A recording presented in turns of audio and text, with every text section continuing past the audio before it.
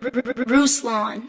Stephen Furtick and Elevation Church, another megachurch that is a part of the SBC, has officially left over this reason. Elevation Church, a North Carolina megachurch from its popular music charismatic pastor, has left the Southern Baptist Convention.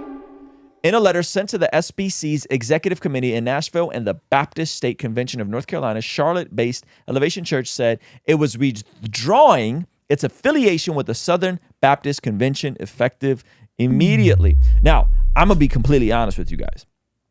I had no idea that Elevation Church was still a part of the SBC. Oh, yeah. I thought they bounced years ago.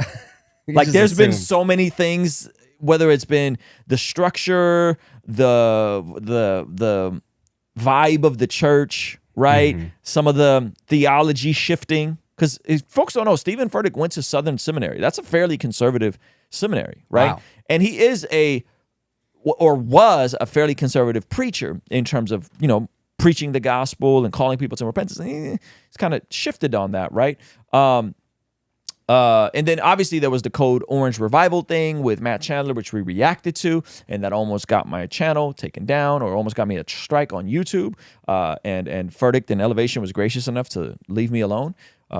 Shout out to them, all right? But they left the Southern Baptist Convention. Now, some of you guys are wondering what? Well, the letter was published by Baptist Press, an official SBC publication. A spokesperson for the North Carolina Baptist Convention confirmed receiving the letter. We have no plans to make a public announcement on this decision. We did it for you. What? I said, we're doing it for him. Oh, okay. Yeah. We're making the public announcement. So they didn't feel the need to make an announcement. Yeah. But they are... we are, I guess, doing it for them. Is that what you're saying? Yeah, we're making the announcement for Elevation. Anyone that cares, okay?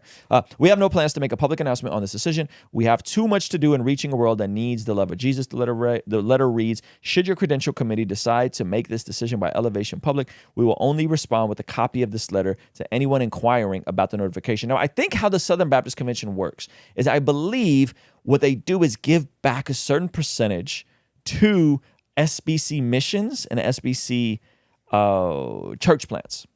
And so I don't think this hurts Elevation in the least. Yeah. This probably hurts the SBC because they have been intentional about planting more churches over the years. And so this doesn't seem like it's any sweat off of Elevation's back. But again, I'm just shocked that they were still a part of the SBC. Like, this is fascinating to me. Elevation now respond to requests for comment. The SBC's Credentials Committee is charged with determining if the churches are in friendly cooperation with the nation's largest, Protestant denomination.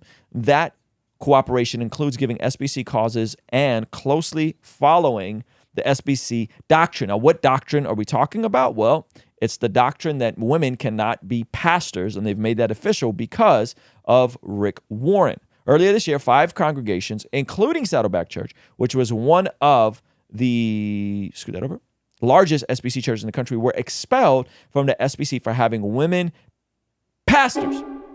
The SBC's statement of faith says only men can hold that office. During their recent annual meeting, Southern Baptists passed a proposed constitutional amendment that would bar churches that have women pastors of any kind. That amendment must be ratified. Okay, so they have to they got to pass it. Okay, so they got to pass it apparently. What's up with churches like having their own government? Isn't that a little weird? What you mean? I don't know. Like they're making a constitution and they got to they have their own government. It's like their own politics. SBC is not a church. SBC is a collection of churches in a denomination, and so it is not the same as a government because these are all autonomous churches. And my friends from the FBC who watch our coverage of it get very frustrated because they say it's not like the Catholic Church. Don't say it's like the Catholic Church because these are autonomous churches. It's like a Christian government. It's not a government, bro. It's like their own bylaws. You know what I mean? That's what laws are. It's more like these are church. These are our denominational convictions. Okay. We believe in these things, and there are certain things that they're open on. For example, about 10 years ago, they almost had a massive schism because the Reformed theology was super hot. Calvinism was super hot. And they decided to hey, we're going to be neutral on whether a church can be Calvinistic and Reformed or not. Wow. Right? And so it's the same way that they can have different positions on these things that allow them some degree of boundaries, but then there are other things that they don't have boundaries on, like Calvinism. Here, they're like, nope, men only can hold the position of pastor. All right. Wow. And so, of course, Elevation, from my understanding, has women pastors, specifically Stephen's wife, Holly. Okay. During their annual meeting, they passed, ratified by some estimates, about 2,000 churches have women serving in pastoral roles, including supporting roles like associate pastor, children's pastor, and music ministers. Oh, you mean the pastor's wife? Well, yeah, but she holds the title pastor. Yeah. No, yeah. It's Stephen Furtick's wife for sure. Yes. But I'm talking about 2,000 SBC churches. Have women serving in these different ways. Yeah. And these are all kind of like just pastor wives vibes. It's not just pastor's wife. You're talking about children's pastors. You're talking about music ministers, right? So would they say music minister? They don't want, no, that can't be right. SBC doesn't want music ministers who are women? That's weird. That can't be right. That can't be right. They probably don't want women to hold the title of a worship pastor. Yes, worship pastor. Okay. Elevation's letter gives no reason for the church's departure. Oh, okay. So they didn't give any reason. They just kind of bounced. After more than 2 decades in the SBC, however, Holly Furtick, wife of Pastor Stephen Furtick, is described as a church co-founder and preaches on a regular basis. So Holly does not hold the title of pastor. She just preaches. Interesting. According to data submitted to the church, the SBC Elevation averaged 10,000 attendees each week and had $103 million in donations for 2021. For 2021. The church gave 10,000. Hold on. That is amazing. Hold on. Hold on. I mean, bro, what is that? What percentage is that? Let's do some math. Hold on. They have 10,000 people that come on a Sunday.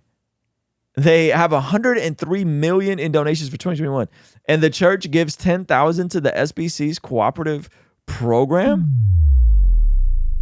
That's like 0.1%. It's less. It is 0.009%. Look, man, they just open the floodgates and like anybody's in. Like you can just give the bare minimal. This is not a percentage. Usually how these things work is that a percentage would go back into planting more churches and missions. These folks, that's why SBC is not tripping about this. They renegotiated their contract. Wow. That's so interesting. Okay. Keep going. Alrighty. A recent study found that Elevation is one of the 4 mega churches whose songs dominate the market for contemporary worship. I wonder if that 103 million is also including royalties from songs. It says donations. I wonder if they also have a donations page for their worship ministry. You know what I'm saying? Yeah. Like it's pretty much a business, but they're also taking donations from people that are like, here's $100,000 for the next album. Yeah. That's good. A recent study found that Elevation is one of 4 mega churches whose songs dominate the market for contemporary worship music. Yeah, it's probably Bethel, Hillsong, Elevation, and I don't know the 4th one. Maverick City Music. That's not a church. Toby Mac. That's not a church. All right. Political scientists from Eastern Illinois University noted that the Saddleback Church and Elevation, while reportedly baptized 1,700 people in 2021, accounted for 2.5% of the baptisms of the entire SBC. Wow. That's crazy, which has more than 40,000 churches. The SBC has seen declining baptisms and memberships for more than a decade, and SBC lost nearly 500,000 members from 2021 to 2022 and 1.5 million in the last 3 years. In 2022, the SBC reported 13.2 million members, down from 16.3 million members. Despite leaving the SBC, Elevation plans to keep participating with Southern Baptist churches. Huh? What? Well, with Southern Baptist churches probably in their local area. Got it. Okay. Ones that are affiliated. Okay. Please note that our withdrawal from affiliation in no way means that we will withdraw from prayer for you and your ministries and mission work in the future. We are all on the same side. Aww. Okay, look up and see if Holly Furtick holds the title pastor. Please hit that like button, and I got to show you something kind of crazy. Hey, you want to see something crazy? Over 50% of the people who watch this channel are not subscribed. And out of the people that are subscribed, less than 10% actually have their bell notification on. So do me a solid. Please make sure you hit that subscribe button. Make sure the bell notification is turned on so you don't miss anything we got going here. All right? Peace. If you go to staff, can we see if she holds the title pastor or not? I went to hollyfurtick.com. It just says founder of the church. I like how this man got Grammy Award-winning songwriter. Oh my gosh, that's funny. He gave him a lyric and then was like, No. He's a part of that process. He's always been a part of that process. okay. He's always been a part of that process. The writing, the music, and all that kind of stuff. Pastor Stephen and Holly. So sure, it doesn't even seem like she holds the title. So look, here's the reality. I know that Furtick, based on his conversation in the Elephant Room, has been close to Rick Warren. Rick Warren has gone full on egalitarian. He believes women could be lead pastors and planting pastors and overseers, which ironically enough, Rick Warren's successor doesn't believe that. Okay. And then you have the Furtick's Elevation Church pulling out of the SBC. So to assume that it's over women pastors, I think is just where people were just guessing. We don't know. They didn't give a reason. They just bounced. Yeah, it could just because of it's market timing. What? Last year they lost half their members because of scandals. Rick Warren is kind of bashing them. SBC seems to always be in the news. They're kind of dunking on women in ministry of any degree. It seems like people are probably asking, Holly, are you technically a pastor? We saw that the SBC, and they're like, too much drama. Yeah, you know what? We're done. We're peacing out. Tyler said, and Tyler seems to be a member of Elevation. He's in the chat with us now. He says, we do have women that hold the title as pastor. Boom.